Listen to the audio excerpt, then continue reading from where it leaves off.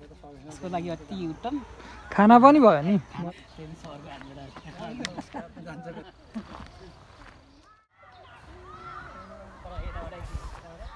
श्याम विश्वकर्मा नमस्ते Myagdi YouTube channel subscribe गरेर जोडिनुहुने र Shyam Vishwakarma Facebook page follow गरेर जोडिनुहुने सम्पूर्ण मेरो भगवान रूपी दर्शक श्रोताहरूमा फेरि पनि नमस्कार।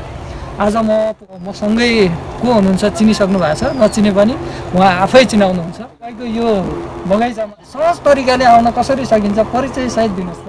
नमस्कार, यहाँहरू सबप्रथम म स्वागत गर्न चाहन्छु। तपाईँहरू आइपुगेर चाहिँ भेटघाट भयो, खुसी पनि लाग्यो। म शिव विश्वकर्मा, घर चाहिँ मेरो मङ्गला एक म्याग्दी। यहाँलाई पोखरा पृथ्वी चोक यहाँबाट सबैलाई थाहा छ। पृथ्वी चोकबाट अमरसिंह चोक हामीले बिचबाट रामबजार हुँदै आउन अमरसिंह चोक छ। अमरसिंह चोकबाट दक्षिणतर्फ लाग्दाखेरि हामी काजी पोखरी हुने खाल्टे मसिनासम्म योबाट पुग्छौँ। देखि जम्मा 1 किलोमिटर वीरेन्द्र चोक आइन्छ। वीरेन्द्र चोकबाट सिधै तल आए पछाडि कालिका क्याम्पस नपुग्दै बायाँ साइडमा केही माथि नै वीरेन्द्र चोक र कालिका क्याम्पसको बिचमा एउटा मन्दिर जलेश्वर शिव मन्दिर भन्ने छ। त्यसबाट चाहिँ हामी लेफ्ट टर्न गरेपछि जम्मा 100 मिटरको दूरी, त्यो चोकबाट 100 मिटरको दूरीमा चाहिँ हामी हाम्रो कहाँसम्म हुन्छ? यो 800 देखि 1200 सम्मको हाम्रो यो म्याग्दीतिर पुणागाउँ यो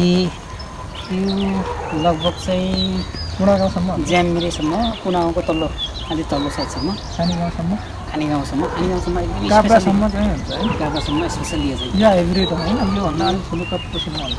यो अरू चाहिँ कलमी छ, यो चाहिँ बिजु बिरुवा चाहिँ कलमी छ। गरेको लगभग 4 वर्ष भयो हामी पहिला भोटे चौतारा। त्यस पछाडि त्यो बिजु बिरुवा भनेको चाहिँ एभोकाडो चाहिँ एभोकाडो कहाँ कति हाइटसम्म हुन्छ? यो त कुनसम्म यो 1800 2000-2500 सम्म चाहिँ यो बिरुवा हुने एभोकाडो त्यस्तो छ। अब 2500 सम्मको हाइट, 2500 हाइटसम्म। मैले लगाएको बिरुवा चाहिँ यो सावर सुप प्लान्ट नाम, पुरा क्यान्सर प्लान्ट पनि भन्दो रहेछ यिनीहरूलाई चाहिँ। यो अत्यन्तै महत्त्वपूर्ण बिरुवा, यो एकदमै बिरुवा पनि सटेज हामीले पहिला लगाएको। यसको बारेमा छुट्टै चाहिँ एउटा चाहिँ बनाउनु पर्ला, क्लिप नै बनाउनु पर्ला यो बिरुवाको बारेमा। यो चाहिँ सावर सुप प्लान्ट, यो क्यान्सर प्लान्ट पनि। यसको चाहिँ पार्ला 50वटा पार्ला मार्केटमा चाहिँ लगभग 3500 पातला मात्रै, 50वटा पार्ट यसरी फोल्ड गरेको पार्टलाई त्यति पर्दो रहेछ। यो अत्यन्त महत्त्वपूर्ण रहेछ। यहाँ हाम्रो 2-3 यसरी एउटा दुईवटा मात्रै फलिरहेको छ। यो हामीलाई ज्ञान भएन, धेरै मान्छेलाई ज्ञान भएन। हामीसँग भएको यति मात्रै यो इन्डियाबाट ल्याएको। यो साउथ इन्डियन खानामा हाम्रो चाहिँ चालहरूमा हालेर खाना लगेर बाहिर राखेको यसको बिरुवाहरू यहाँ भन्छ। यो जङ्गली 3 पाटे चाहिँ हामीले यो साल चाहिँ यत्र बनाएको छौँ। अर्को वर्ष यसमा सुन्तला कागतीहरू चाहिँ ग्राफ्टिङ गर्नको लागि यो जुन गऱ्यो त्यो यो अमिलो जातको फलफुलहरूमा जुनमा पनि जेमा पनि कलमै हुने। हामीसँग रक्तचन्दन बहुमूल्य हो नि यो त। के छ यो तपाईँले यो बेच्दा होलसेल मूल्य हो कि रिटेल हो? यो चाहिँ एकदम होलसेल मूल्य, होलसेल सबै। यहाँ चाहिँ सबै बिरुवाहरू होलसेल। बाहिरको नर्सरीहरूले प्लस चाहिँ गाउँपालिका वन कार्यालयहरू कुनै सङ्घ संस्थाहरूले प्रायः जस्तो मैले थाहा भएको चाहिँ होलसेल बिरुवा यहाँ चाहिँ हामीबाटै उठाएको चाहिँ प्रायः जस्तो चाहिँ हामीबाटै एउटा बिरुवा लैजानेलाई पनि लगभग हामीले होलसेल बिरुवाकै मूल्यमा चाहिँ मेहनत। यो हामीले लगभग हाम्रो बिरुवा धेरै बिरुवाहरू चाहिँ हामीले इन्डियामा पठायौँ। यस्तो छ मेकोडो मेहनत चाहिँ। यो मार्केटमा यो सुपर मार्केटमा चाहिँ 4000 रुपियाँ किलो। त्यो पनि भात बटिनीहरूमा तिनीहरू मात्र यसको चाहिँ फल यसको पाउँछ। त्यो फल चाहिँ यस्तो सानो गेराहरू यहाँ हुन्थे। यसको विशेषता यसको चाहिँ गेरा यस्तो प्रकारको हुन्छ। यहाँभित्र यसलाई चाहिँ फोडेर खाने हुन्छ। यो चाहिँ यहाँभित्र काजुहरूको आइटम फल पनि हो। यो चाहिँ देख्छु नि, यो पहिला चाहिँ घिउहरू यो बिजु बिरुवा चाहिँ अहिले विशेष त मौरी पकेट क्षेत्रको पालिकाहरू बनाएको पालिकाहरूले अरू सङ्घ संस्थाले चाहिँ चिउरी चाहिँ लैजाने। यो बटल ब्रस पनि, यो हनी प्लान्ट पनि भन्दो रहेछन्। मौरी पनि निकै आउने। मौरी यो रोप्यो, यो रोड प्लान्ट हो खास गरी चाहिँ।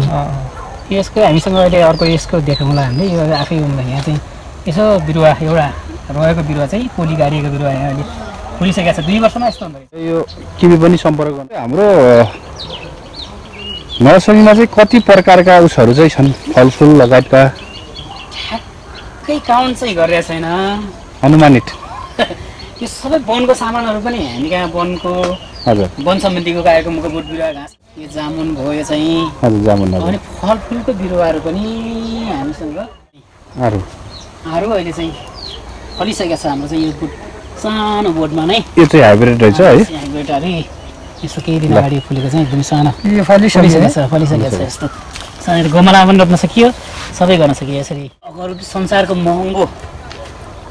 महँगो काठको रूपमा लिन्छ अहिले नेकमा निकै प्रचलित छ हामीले एकदमै होलसेल मूल्य एकदमै कम मूल्यमा चाहिँ यो चाहिँ बिक्री वितरण गर्दैछौँ यो अगरउडको बिरुवा कति छ यो त्यसको हामीले 150 सम्म दिन सकिन्छ होलसेलमा अझै मिलाएर दिन सकिन्छ बिरुवा रुद्राक्षको एकदमै सस्तो मूल्य पनि यो जामुनको बिरुवा यो निमपट्टाहरू पनि छन् यो निमपट्टा जामुन निमपट्टा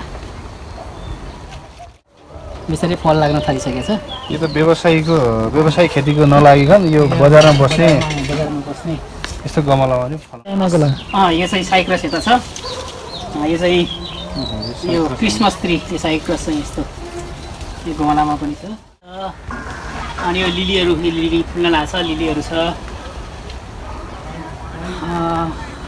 छन् फुलहरू पनि छन् यसरी गरेको हाइबिस्कसको बिरुवाहरू छ यो स्वामी चाइनिज भयो भन्छ चाइनिज भयो छ असारे फुलहरू पनि छन् असारे भन्नाले के असारमा मात्र फुल्ने कि फुल्ने तर चाहिँ धेरै एउटै बोटमा 6-7 वटा फुलहरू फुल्छ यसले यो स्वामी पनि यो छ अरू कलरको पनि छन् स्वामीको बोटहरू फुलहरूको चाहिँ बोटमै फुलिसकेका छन् लिची है हजुर यो चाहिँ लिची फुलिसकेको अवस्था उपलब्ध छन् यो अनार हैन फुलिसकेको चाहिँ के अनारहरू फुलिसकेका छन्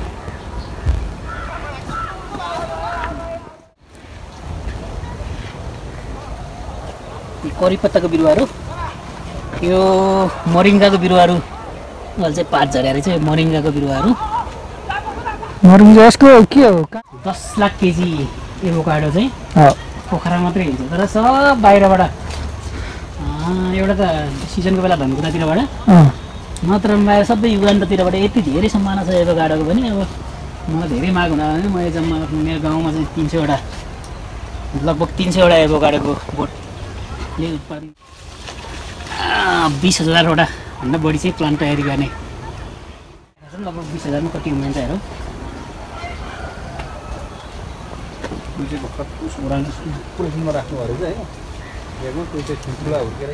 क्राफ्टेड गरेको छ यो चाहिँ यो छ हामी उठाइ पनि छ यो हामी गमलामा लगाएका छौँ यो यत्रोवटा फल्ने सुरु गर्छ हामीले चाहिँ क्राफ्टेड गरेको यसरी छ यो गमलामा पनि लगाउन सकिन्छ खाली लगाउन पनि सकिन्छ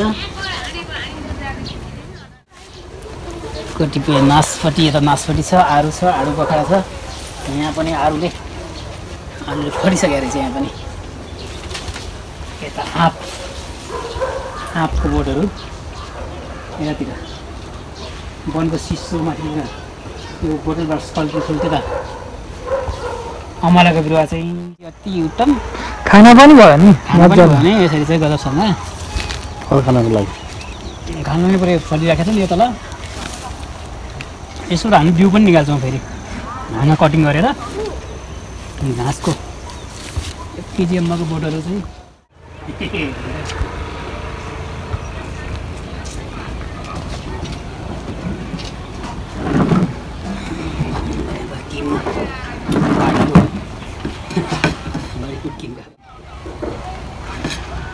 होलसेल मूल्यमा चाहिँ हामीले दिने गरेका छौँ तपाईँले सम्झिन सक्नुहुन्छ तपाईँले बुझ्न सक्नुहुन्छ त्यसको मूल्यको बारेमा त्यसको लागि मेरो नम्बर चाहिँ 98 676 33777 98676 3377 चाहिँ सम्पर्क गर्न सक्नुहुन्छ र अर्को नम्बर चाहिँ 9857 28405 यो फोनमा यो नम्बरमा पनि कन्ट्याक्ट गर्नु अहिलेलाई चाहिँ छुट है त ल